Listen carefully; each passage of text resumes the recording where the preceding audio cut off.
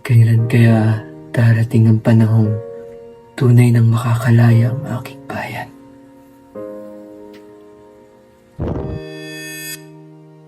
Ha? Nasaan na ako? Anong lugar to? Ano? Pari po bang magtanong? Nag-defense ka? Yes. Wala. Ano po siya nangyay? Maaari po bang malaman kung anong medsa na kanya? July 20 po, 2026. Huh? 2026?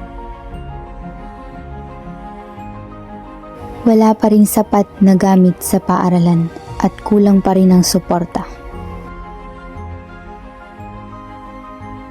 Paano naman kami kumikita lang ng minimum wage? Kulang at kulang pa rin.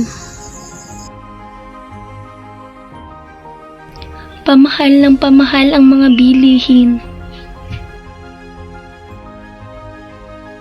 Gusto na namin ng pagbabago. Higit isang siglo na ang lumipas. Nagbago na ang ating bayan.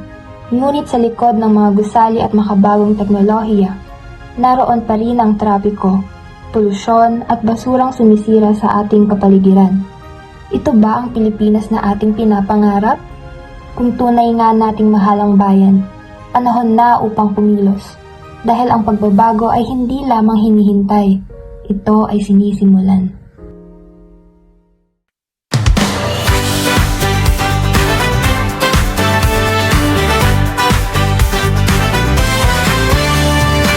Bayan nating mahal, sama-sama nating iahon.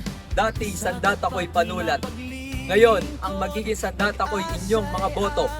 Baon. Sa darating na halalan, piliin ang lider na may paninindigan, malasakit at tunay na naglilingkod sa bayan. Para sa edukasyon, pagbabago at isang mas maunlad na Pilipinas. Iboto si Jose Rizal, numero 1 sa balota. Panulat noon, paninindigan ngayon. Rizal 2026. Para sa bayan, para sa kinabukasan.